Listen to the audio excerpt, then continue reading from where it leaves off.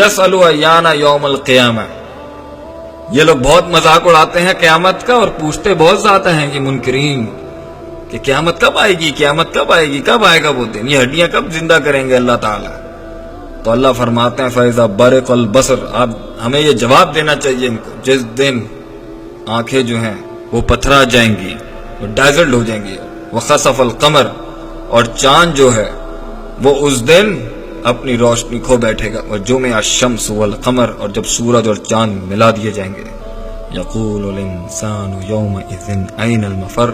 تو انسان کہے گا اس دن بھاگنے کی جگہ کہاں ہے، کہیں ہاتھ چبا رہا ہے، کہیں بھاگنے کی جگہ مانگ رہا ہے، کہیں کہہ رہا ہے یقول یا لیتنی قدمت لحیاتی، ہائے کاش میں کچھ اچھا بھیج دیتا آگے، کہیں کہہ رہا ہے میں مٹی ہو جاؤں، کہیں کہہ رہا ہے ہمیں موت دے دے، کہیں کہہ رہا ہے کہ مجھ سے سونا لے لو، سب کچھ لے لو لیکن مجھے بچا لو، کہیں کہتا ہے کاش میں سنتا، کاش میں عقل رکھتا، کہیں کہتا ہے کہ ہمیں یہاں سے باہر نکال دے، کہیں کہتا ہے اللہ واپس دنیا میں بھیج دے۔ اللہ اکبر، یہ ساری وہ نفسیاتی تکلیفیں جن سے گزریں گے۔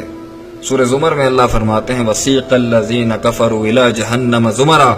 اور اس حد تک کہ جب جہنم کی طرف گروہ در گروہ ان جہنمیوں کو، ان کفار کو لے کے جایا جائے گا، حَتَّى إِذَا جَاءُوهَا فُتِحَتْ أَبْوَابُهَا، اور جب کھول دیے جائیں گے دروازے، وَقَالَ لَهُمْ خَزَنَتُهَا، اور اس کے پہنچنے کے بعد ہی جہنم پر جب دروازے کھلیں گے تو خزانچی کہے گا وہاں پہ، ایک اور ریفرنس گیٹ کیپر کا، الم یأتکم رسول، کیا تمہارے پاس اللہ کے بندے نہیں آئے تھے، منکم، تمہیں میں سے،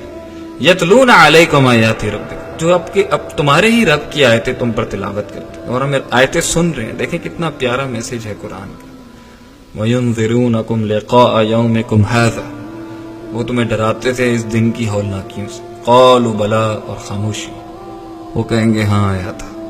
وَلَكِنْ حَقَّتْ كَلِمَةُ الْعَذَابِ عَلَى الْكَافِرِينَ، اور کافروں پہ عذاب کے کلمے سچ ہو گئے۔ سوچنے کی بات یہاں پہ یہ ہے اس دن کیا ہوگا ہمارے ساتھ، اور ہم کن پیٹی ایشوز اور چھوٹے معاملات کے اوپر اپنا ایمان بیچ دیتے ہیں، اپنی زندگی داؤ پہ لگا رہے ہیں آخرت کے مقابلے میں۔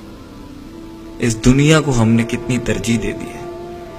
اور ہم ڈپریشن میں چلے گئے ہیں صرف اس بیس پر کہ ہمیں کسی نے چھوڑ دیا ہے، کسی نے ہمیں محبت نہیں دی، کسی نے ہم سے بات نہیں کی، کسی نے ہمیں امپورٹنس نہیں دی، محفل میں ہمیں سینٹر آف اٹریکشن نہیں بنایا گیا، یا میں ساروں انسانوں کا بادشاہ نہیں بن سکا۔ یہ کوئی غم نہیں ہے میرے بھائی، ہمیں چاہیے کہ ہم اللہ کی ناشکری نہ کریں، جو ہمیں مل گیا اس پر خوش رہیں، اور ان ہولناکیوں سے، اس تکلیف سے جس نے انسانوں کو پاگل کر دیا، وہ کہتے ہیں مٹی کر دے اللہ، وہی انسان جو زندگی کا خواہش رکھنے والا، نئی زندگی ملنے پہ تو اسے خوش ہونا چاہیے تھا،